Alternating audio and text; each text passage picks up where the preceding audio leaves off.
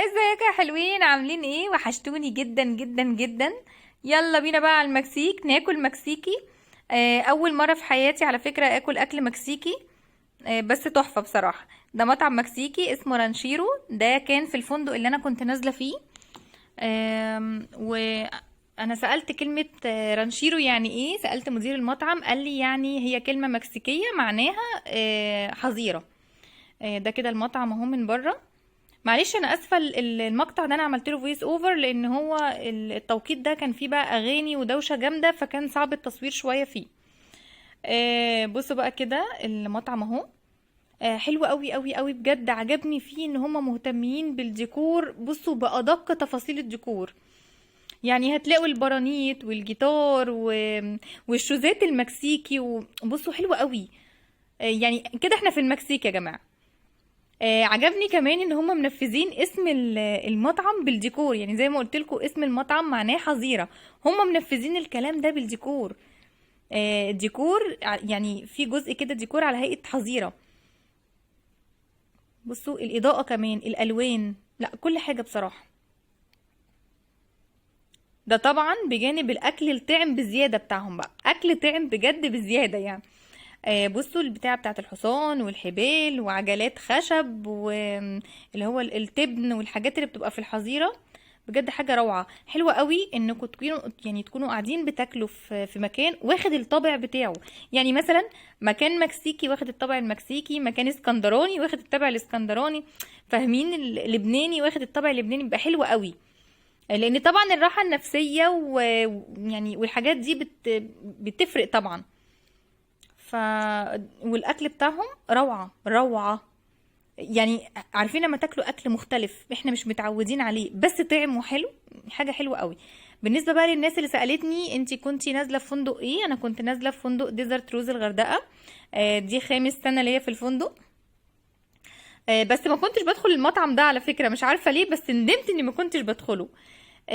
الفندق ده حلو قوي قوي في كل حاجة بجد. اهتمام، والكاست كله قمة الذوق بجد بجد، ناس ذوق جدا. كمان هو فيه مميزات ان هو ليه المطعم الرئيسي زيه زي اي فندق، بجانب 3 مطاعم تانيين. رانشيرو ده المكسيكي، وفي مطعم لبناني اسمه فتوش، ومطعم الاسماك اسمه دولفينو تقريبا. اي جست بينزل ليه الحق ان هو يحجز فيهم مرة، يعني يتغدى او يتعشى فيهم وفري. فانا بقى هسيبكم مع باقي الفيديو. يا رب يعجبكم، واستنوني في فيديوهات تانية كتير. باي. المطعم اهو بقى، هو كله واخد الطابع المكسيكي عشان هو مطعم مكسيكي. بصوا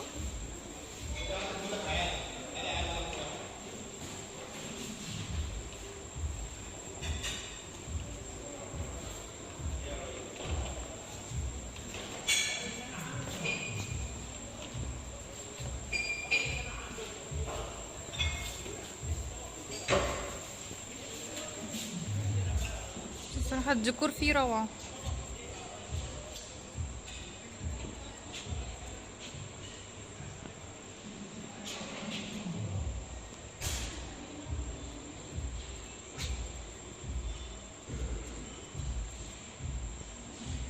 ده نظام القعدات فيه.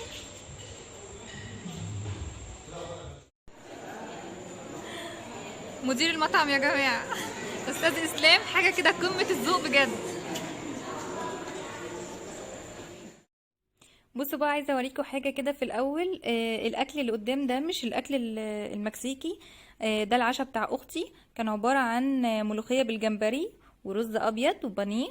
ليه؟ لان هي عندها طفل عنده حساسيه البان، وطبعا حساسيه الالبان ما ينفعش ان هي تاكل اي اكل. مجرد ما بلغت في الفندق بصراحه كانوا قمه الاهتمام، بيجيبوا لها فطار غدا عشاء في المكان اللي هي متواجده فيه او في المطعم اللي هي متواجده فيه. حتى الادوات مدير المطعم وريها لها، الادوات المستخدمه في الاكل لوحدها عشان ما تكونش مختلطه باي حاجه تاني. فبصراحه قمه الاهتمام. ندخل بقى على الاكل المكسيكي. بصوا بقى الاكل تحفه. يعني بصوا حاجه كده روعه، الجرنش روعه، شكل الاكل حلو قوي وطعمه احلى، طعم بجد. انا كنت اول مره اكل مكسيكي بصراحه. الشوربه دي تحفه. تقريبا شوربة كريمة بالذرة. العيش ده حلو قوي زي الدوريتوس كده، عارفين هو طعم الدوريتوس بالظبط. وحاطين بقى عصاير، وبعد كده بيقدموا الحلو، بصراحة حاجة تحفة كده. لا بجد بجد الاكل كان روعة ومتنوع. انا طبعا مش عارفة اصنافه، مش عارفة اقولها لكم، بس مدير المطعم يعني انا صورته لكم، قال لكم بقى هيقول كل اصناف الاكل، لان انا طبعا مش عارفة اسمائها اكيد. بس يعني اللي اقدر اقوله لكم ان الاكل تحفه، تسلم ايديهم بجد. استاذ اسلام يا جماعه مدير المطعم، هو هيقول لنا اسمه ومعنى اسمه، ويعني اصناف الاكل اللي احنا كناها اللي احنا مش عارفينها اصلا. ده يا فندم المطعم مكسيكي اسمه الرانشيرو. كلمه الرانشيرو كلمه مكسيكيه عباره عن كلمه حظيره، وشوف الاتموسفير كله عباره عن نفس المعنى. المنيو بتاعه بيتكون من شوربه ريد بين سوب، ودي شوربه سبايسي، وسوبر سويت كورن سوب، شوربه ذره، ودي مش سبايسي. الابيتايزر بتاعنا التاكو والناتشوز. الناتشوز عباره عن مكسيكان تورتيلا مع جبنه موتزاريلا مع صور كريم.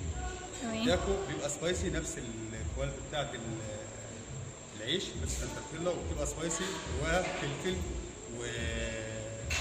وذره اصفر والفاصوليا الحمراء بتاعتنا. المين كورس بتاعنا التشيكن فاهيتا والبيف فاهيتا والتشيكن بيف بيكن اند شيبس.